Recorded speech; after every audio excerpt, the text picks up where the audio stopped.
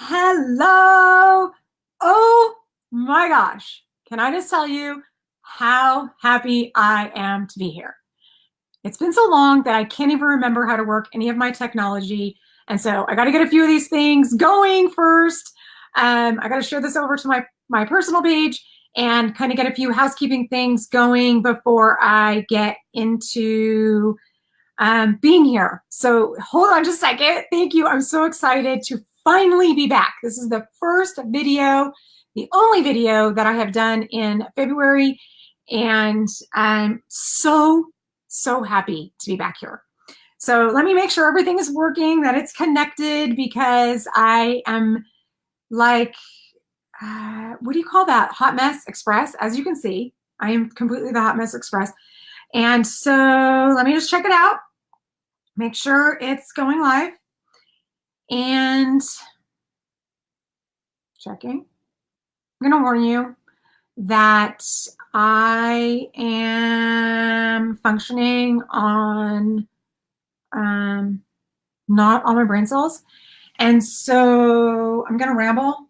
I already know that I'm going to ramble, but I was so excited to get on here and talk to you guys about and I can't really get into, I can't get into what I want to talk about until I go through and tell you what has happened and what February was for me. And I am so happy that today is the last day of February, because February was, I can't even begin. I'm going to get into that in just a second, though. I want to make sure I share this. Hold on. My thing's not working.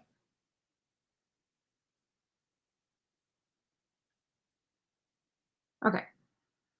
I don't know. It's not working. All right. Forget it. I'm just going to get into this. Okay. So, February.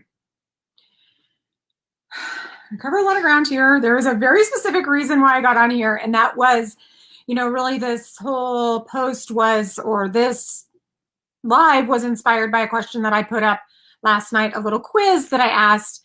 And that was the question of which was, what is the most loving thing that you can do for your family? And I got many answers, many really great answers. Let me see what people had said to that. They said things like, love yourself and take care of yourself and tell your family members how much you love them and be there for them, and all sorts of different really great things that people said. But there was only one person that answered the question the way that gave the answer that I was looking for. And so in order for me to get to all of that, I kind of have to go backwards and talk about what happened to me in February. So, and for those of you who are here watching with me live, hi, Kathy, thank you so much for being here with me. You missed the warning that I'm going to probably be all over the place because I am the Hot Mess Express, but I've got to tell you, I've got to lay out the details because I'm so detail oriented like that. And I can't tell a story without the background of the story. I can't just get into answering the question, which was the question that I posed last night on my personal Facebook page, which I asked, what is the most loving thing that you can do for your family? And I can't answer that question until I tell you guys and get off my chest and kind of just give you the behind the scenes of what is going on, what February was for me. And it has been I have learned so much this month. Like I said before you guys got on here, now that I have a few viewers, I am so happy that this is the last day of February. Hello, Beth. Hi. Thank you for joining me. And you know what? Okay, I've already given the warning, but I am going to be all over the place. I didn't really prepare for this. Well, it's a combination of me being super excited to be here. I'm so excited to be here, to be back in this chair. I am so excited. And then also just because I haven't done this for easily a month now, there's so many things that I want to talk about, and I can't talk about them all at once. And yeah, get your popcorn, really get your popcorn. But for those of you who don't know me, my name is Vanessa Kinsey. I'm a business and life management coach, passionate about simplicity, efficiency, and helping you get your life And because of what I've been through this month, your death in order. Seriously. So I woke up on the morning of February 1st, and I'm going to get to the point. Everything I'm telling you kind of all goes together. And thank you. I missed you guys too. I miss doing this, and I've talked about this before. Doing this is when I feel most like myself. It is the thing in my life. I don't really have hobbies. I work. That's my hobby. This is the one thing in my life that I feel most like myself, and it makes me very, very happy. I love connecting with people. I love inspiring people, and I absolutely love doing this. And so anyways, what I'll tell you, so February 1st, it was a Friday. I woke up that morning early, and I woke up that morning with a tremendous amount of anxiety. I have talked before about I had a diagnosis in the past. I won't say that I have this anymore because I really feel like I've made great strides, that it doesn't affect me for the most part. But in the past, I have had a diagnosis of generalized anxiety disorder. And so the funny thing about anxiety is that, or what I've learned for myself is I had anxiety, and I lived with like a really crazy amount of anxiety, like every single day. I always walked around feeling like something was going to happen, like the other shoe was going to drop. And it was just my normal. That's the way that I lived until I got to the point that I didn't want to live like that anymore. And so I really started feeling like probably like a normal person. Like if you don't have anxiety and you don't know what that feels like, I started being like that. I started being like a normal person. And so for the most part, I don't have anxiety very often. And there's a whole lot of things that I've been doing that I think that have contributed to that. And I've really started to, I really started to realize that. And that's another thing that I want to talk about. And I want to tell you all about everything tonight, but I'm going to try and stay focused. But I'm going to definitely get into that because it's been there's been a lot of learning and a lot of things going on this month that I've been able to reflect on myself and see how much I've changed. But Friday morning, February 1st, I woke up and I felt terrible. I had a really huge amount of anxiety, an amount of anxiety that I have not had in a really, really long time. And I just had this feeling like something bad was going to happen. And when I get like that, I start vibrating, like physically vibrating inside. And, you know, of course, I have to have my talks with myself, and I have to go to work, and I had a lot to do. We were getting ready that weekend. My cousin was getting married. So I had to go to work, and so I go to work and I had to get my hair cut, and there's all this stuff going on. And just, in fact, I even left work a little bit early that day because I wasn't feeling well. I had just been I was so tweaked. I actually did a coaching call with my coach that morning, my coaching group.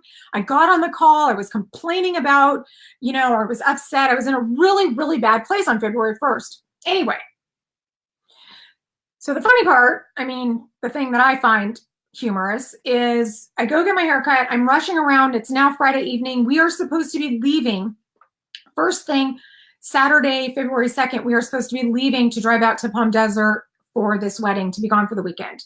So when I get home that night, I got home from getting my haircut at like, I don't know, 6, and I can't stand getting my haircut. So I was already in a bad mood because it's just like drives me crazy to be there for like 2 hours. Anyway, I get home and I'm, girls, I know you're like this. I'm stomping around. I have like 1,000 things. I'm trying to get ready to go out of town. I'm cleaning. I have a dog sitter coming, a new lady. I had a lot of anxiety about that. Honestly, I was having this new lady come to my house, stay with my dogs. Anyway, in the midst of all of this, of just life happening, we get a phone call. And I don't know, I haven't went back and I've never put the pieces of the puzzle together to see what time that we get this phone call. But I am in my bathroom and I'm cleaning the toilet. The toilet brush is in the toilet, and I hear Brandon in the other room, like freaking out, basically.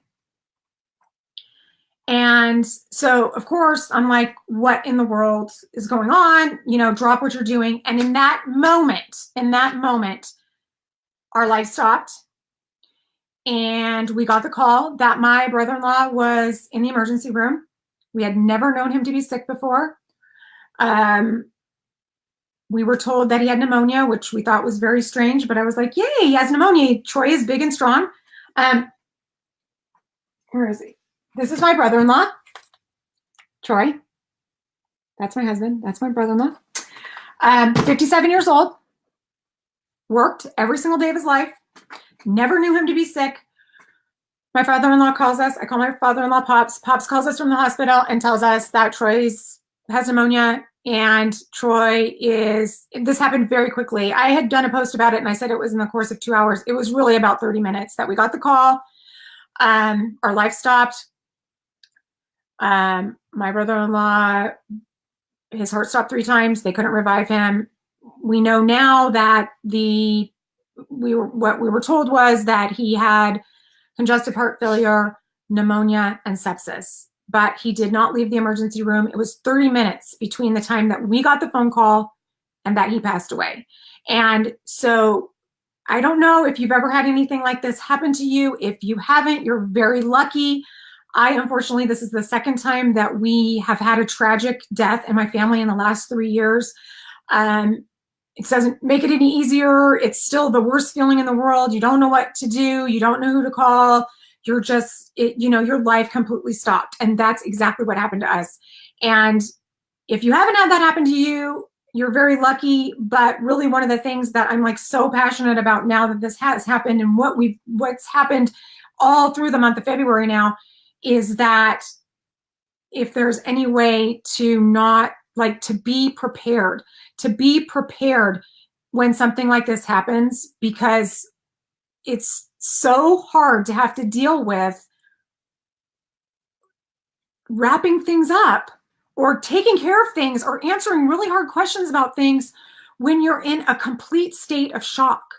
It is the craziest feeling to have your life stop. And so it's funny because I had that very definitive line of me just living my regular normal life, and then boom, the toilet roll sat in my toilet, like everything stopped. Life was frozen when that call came in, and everything in my life changed on a dime. It turned on a dime, and we could have never predicted that.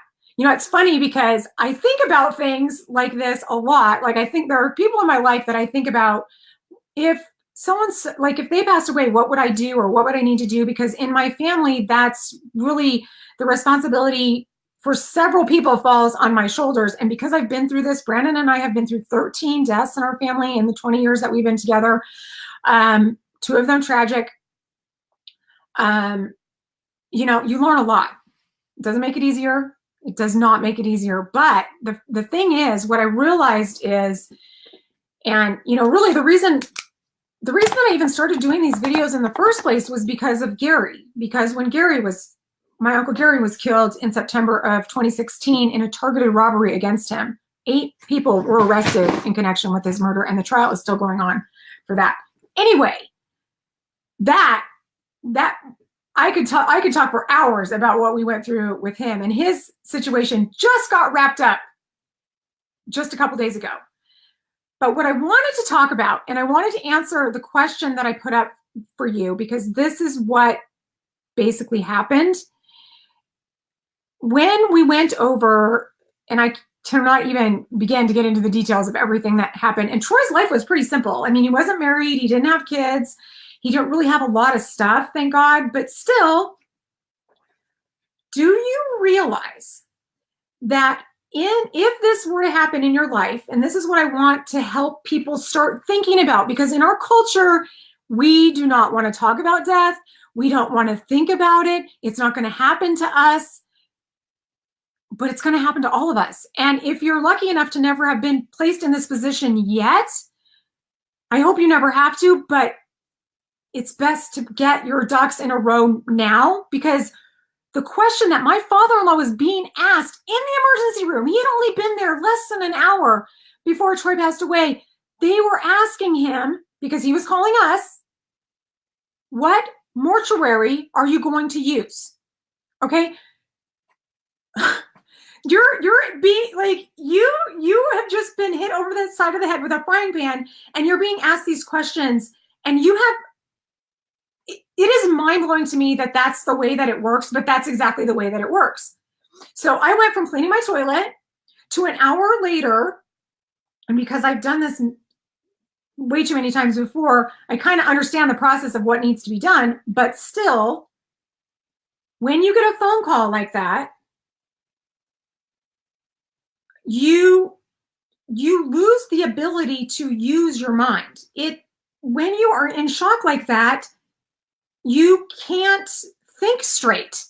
So the person, like the normal Vanessa that would be able to handle things and be able to make really fast decisions and be able to figure things out, when you're in that state of mind, excuse me, I couldn't even like, what would I like? I'm like, I couldn't even think of the terms to like, what would I Google to find, or what would I look up on Yelp to find? You know, it's just like, and you're being asked this. So within a course of an hour, I go from thinking that I'm going out to Palm Desert, which is really funny because I had to clean my studio up because my pet sitter was going to be staying here. And so I'd taken my studio down. That's why you're seeing it different in here. This is my new set. My studio just isn't set up, and take everything down.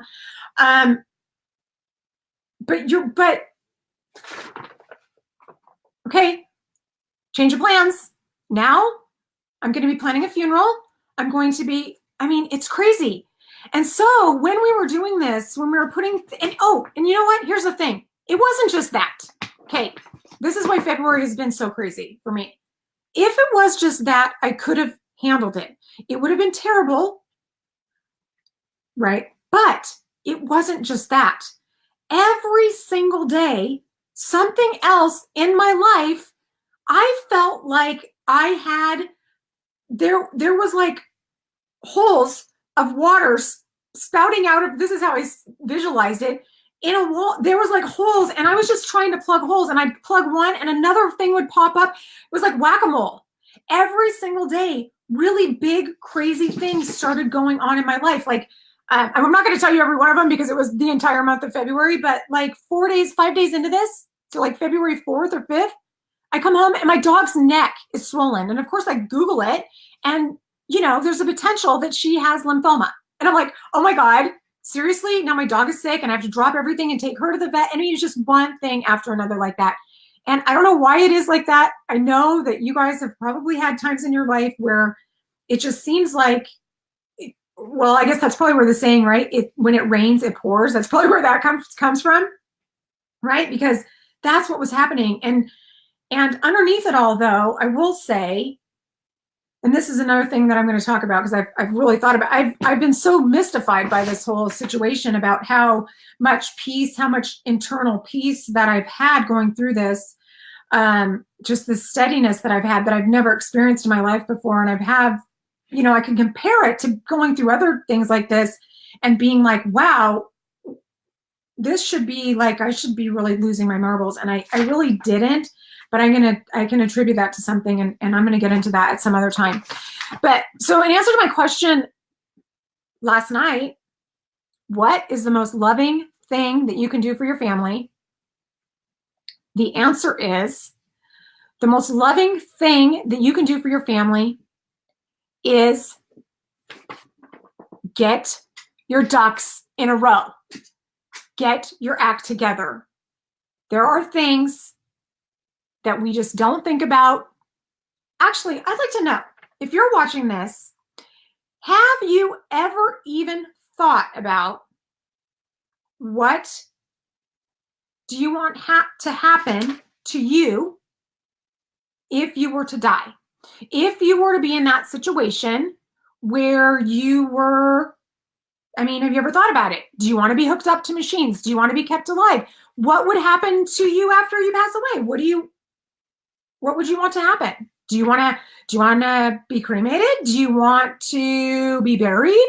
Do you want to have, you know, the Spice Girls play at your funeral? I don't know. These are things that, like, it'd be really nice if we'd have these kind of conversations with people before this happens because Troy and I never had a conversation about that. We just didn't know. I mean, my father-in-law, you know, he knew what he wanted to do, but we didn't know. We don't talk about these things. I don't have this together. I don't have this together for myself. And so at some point during this, I'm reading your comments. What? Okay. All right. So I have 2 comments here that you guys, there's 2 people here that actually have thought about this. You think about this every day? But okay. All right. So raise your hand right now. Put a raised hand in the comments if you have thought about this before. And I want you to put 2 hands, raise 2 hands if you've ever communicated that to someone else. If someone else knows what your wishes are. And if the answer to that is more than what I think it is, what I would guess it is, I'm going to be really surprised, because when I put my post up last night, there was only one person, Dana Detoli. You are the winner of the prize, and I do have a prize for you. I have to message it to you via text. So if you please send me your phone number. But the fact that if you think about this and you've told someone else, I mean, that is so impressive that you've done that. Because I think the vast majority of people, in fact, can you please leave? I checked some statistics about this because I was really fascinated by it. Corinne, let Bamboo out with you, please. Thank you. Okay, so there was a study done by, okay, you 2 are STAR students, seriously. So Beth and Kathy both tell me that they have communicated their wishes to someone else. I am blown away by that, and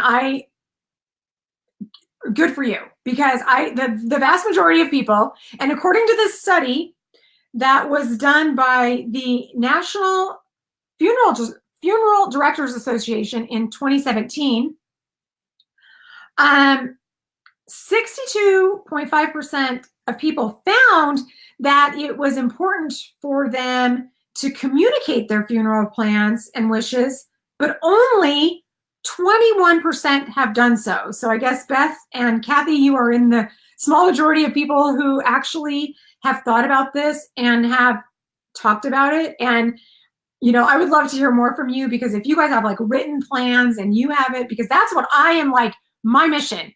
My mission is to simplify this for people and really, you know, because here's the thing. So imagine you get a phone call, because this is exactly what's happened to me several times now. You get this phone call and the unimaginable has happened. In fact, you know, perfect example, Luke Perry. By the way, did you know Luke Perry and Matthew Perry are half brothers? I just think I had no idea they were siblings. Luke Perry was rushed to the hospital today with a major stroke or something. I haven't heard the latest news, but you know, it's the same kind of thing where, you know, you have something that happens to you and, you know, your life really changes in an instant. And if you haven't communicated, you know, what you want done, it is a complete nightmare for the people that are that are left to clean up the pieces of your life. You know, there's the financial component. That's usually the first thing that comes up, because there's things to pay for and you don't have access. And I mean, it's really crazy. I mean, think about it. This is how it just happened for me. So you get the call and you know, you can't even think straight. And, you know, the thing with death is there's the initial shock of it, and then it doesn't get easier. It gets harder because it becomes more and more real. That's the way that it works. It's not like, but it's society, because this is also what I'm living with. Society would like you to think, oh my gosh, you had a death in your family. You have, time's up. back to living. And that's really the way that it is. Going through this kind of thing in your life can be, it's a very isolating experience. And then compounded with the fact that life is, you are expected to go on, life is moving, you have a job, you have kids, you have things that you need to take care of. But then at the same time, moving really quickly is all these other things that you have to get in order and figure out. And, you know, like my father-in-law was, he was trying to deal with Troy's bank account. And, you know, luckily Troy didn't have, like, there's a threshold on the amount of estate in the state of California that you have to, you can, if it's under a certain amount of money, you don't have to go to probate and you can kind of take care of things. And so luckily that's the boat that we've fallen into with Troy.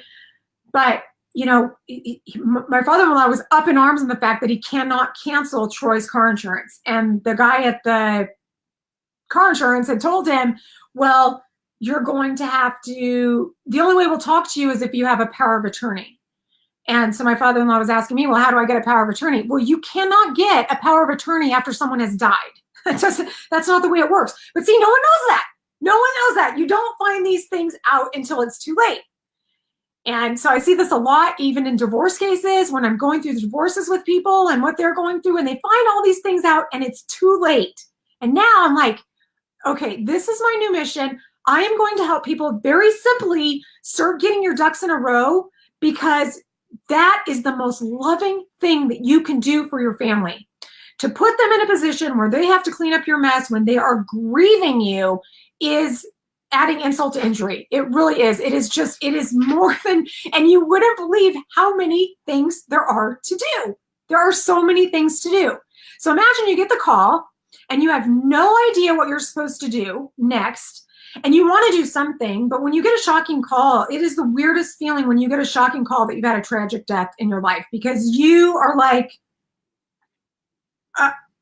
you know you need to do something, but you don't know what to do. You want to call somebody, but you don't know where to call. You don't know what to do. And you know there's things that you should be doing, but you don't even know where to begin. And but imagine if you got that call, because the first thing that I thought of when we got this call about Troy was the first things I started thinking of was like, oh, I got to get in touch with his roommates. How is his roommate going to know that this happened, that he's not coming home tonight? You know, like all these just things that I know, like answer, like I didn't know how to get a hold of his roommate. I didn't know where he was living. So, you know, these are the kind of things that, you know, you have to communicate with people so you don't go through this. You don't do this to somebody. But imagine if you just think about it, and maybe Kathy and Beth, who are here with me listening and are apparently prepared. Kathy's telling me she even has backup people, which is like super impressive. I mean, really, that's huge. You should really give yourself a pat on the back that you've thought this through. Can you hear my dog? Oh my God, hang on.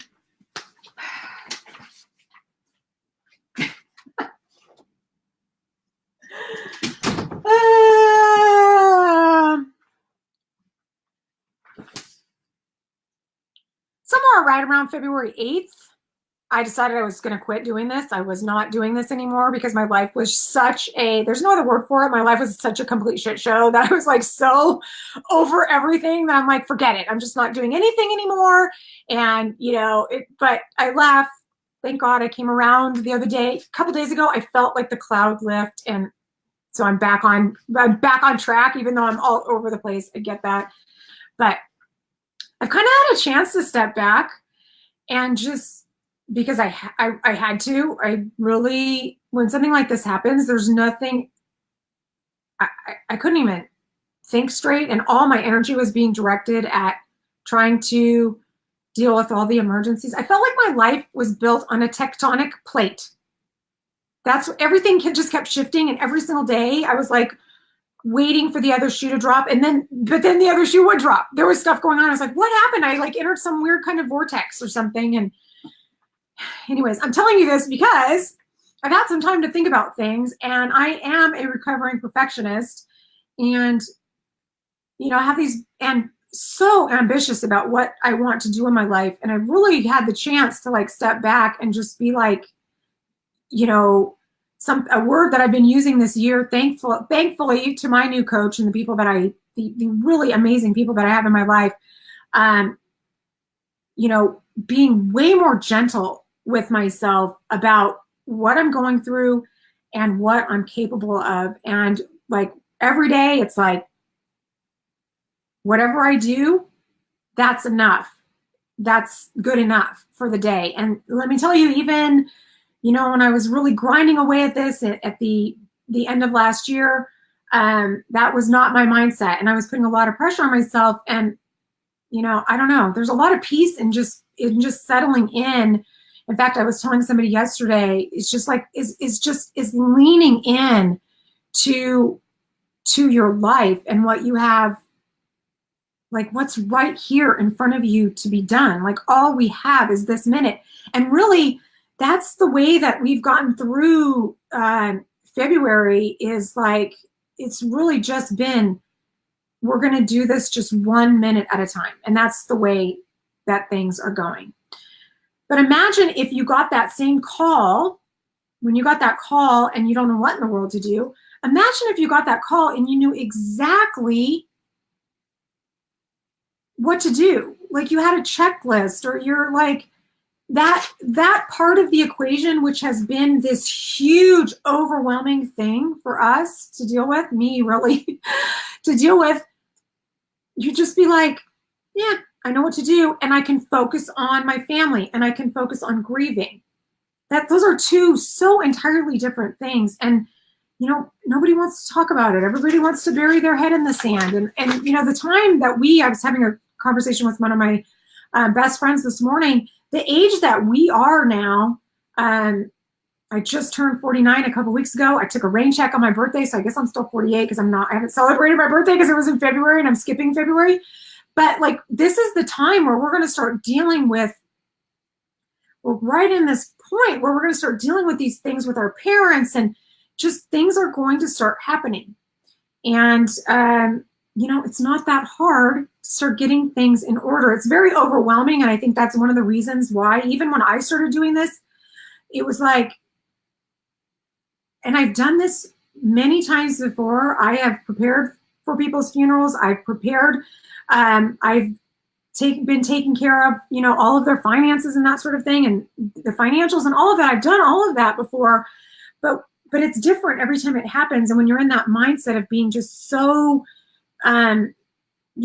just in that state of mind of being so upset, it's so hard to try and focus on what you need to do. So I wanted to just leave you guys really with that thought more than anything, is to start, if you've never thought about it before, and honestly, I had never thought about, if something happened to me, what would I want done with my body? I have not talked about that. I have not personally thought about it. And I guess it's just like for the same thing like most people. It's like, it's not going to happen to me.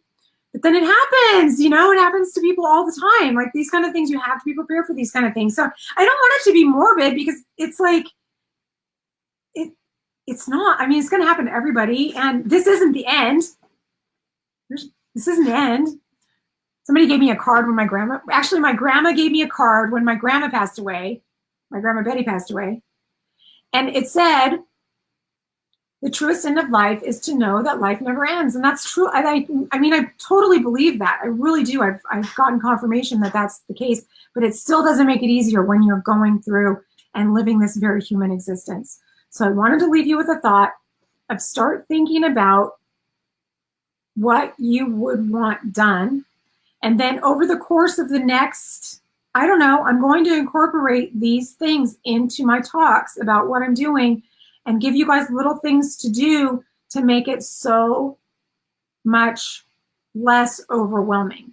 Because it is overwhelming. If it's overwhelming for you to think about taking care of your own stuff, think about how overwhelming it is for someone that doesn't know, like, just if you start really thinking about it, like really, really thinking about it, like who knows the passcode to your phone, or how to get into your Facebook page, or there's so many different facets of things that we never even think about that we could very easily find the solution to and solve.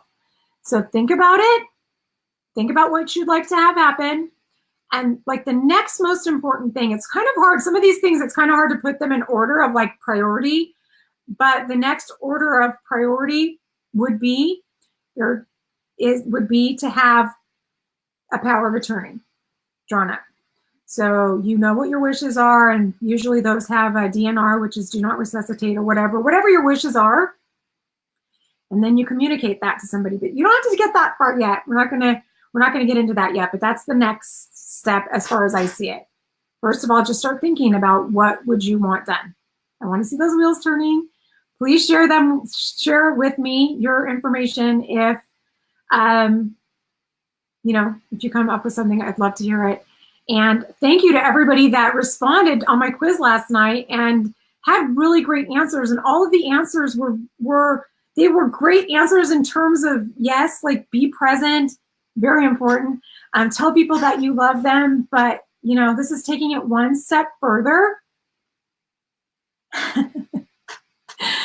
I'm reading the comments. I'm like so not used to doing this, but I wanted to get on here because when I get inspired to do it, if I don't do it when I get the inspiration to do it, what ends up happening is I start talking myself out of it. And at the point I'm in, I can't like be any further back than where I am. So I wanted to get on here and do this, even though this has been crazy. I wasn't ready for it. My set's not set up, none of that stuff, but I wanted to get on here and do this. And also really funny fact, having to do with Troy, with my brother-in-law. He had mentioned to me the last time I saw him on Christmas Eve. We had Christmas Eve dinner together. We normally have Christmas Eve dinner and we have our birthdays together because my father-in-law Pops, his birthday is the same day as mine. And so we normally get together in December and February and we have these family dinners.